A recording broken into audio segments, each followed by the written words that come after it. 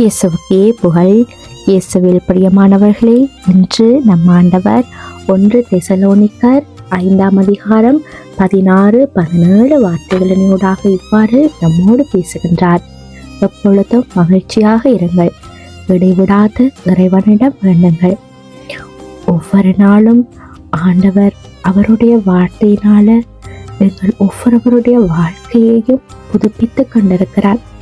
ஆண்டவருடைய வார்த்தையை ஒவ்வொரு நாளும் கேட்கும்போது எங்களுடைய மனதுக்குள்ள ஒரு புத்துணர்ச்சியும் ஒரு உற்சாகமும் ஏற்படுகிறது. வாழ்க்கையில எல்லாம் நன்றாக இருக்கும் போதும் சந்தோஷமாக இருக்கிறது மிகவும் எளிதானது. ஆனா சோதனைகள், கவலைகள், தோல்விகள் வரும் நேரத்திலும் சந்தோஷமாக இருக்க முடியுமா? ஆம், எங்களால் இருக்க முடியும். ஆண்டவர்கிட்ட இடைவிடாமல் ஜெபம் செய்தால் நிச்சயமாக எங்களால் சந்தோஷமாக இருக்க முடியும். ஜெபம் என்பது கடவுளுக்கும் எங்களுக்கும் இருக்கிற ஒரு நெருங்கிய உறவு. நாங்கள் ஜெபிக்கும் போது எங்களுடைய சுமைகளை ஆண்டவரிடம் ஒப்படைக்கிறோம். அப்போது எங்களுடைய இதயத்தில் அமைதியும் மகிழ்ச்சியும் பிறக்கும்.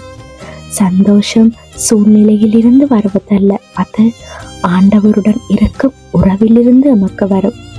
அதனால தான் ஆண்டவருடைய வார்த்தை எங்களுக்கு சொல்லுகிறது, எப்பொழுதும் சந்தோஷமாய் இருங்கள் என்று.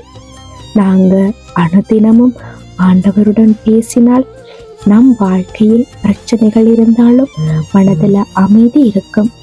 ஜெபம் நம் பலமாக மாறும். அதனால பிரியமானவர்களே, இன்றைக்கு நீங்க ஒரு தீர்மானம் எடுங்க. எந்த சூழ்நிலையிலும் சந்தோஷமாக இருக்கவும், இடைவிடாமல் ஜெபிக்கவும் ஆண்டவர்கிட்ட வரம் கேளுங்க. ஆண்டவர் நிச்சயமாக உங்களோடு இருப்பார். ஆண்டவர் உங்களையும் உங்கள் குடும்பத்தையும் நிறைவாக ஆசீர்வதிப்பார். உங்களுடைய குடும்பத்துல எப்பொழுதும் மகிழ்ச்சி நிரம்பி இருக்கட்டும். ஆண்டவர்கிட்ட தொடர்ந்து ஜெபம் செய்யுங்க. ஆமீன்.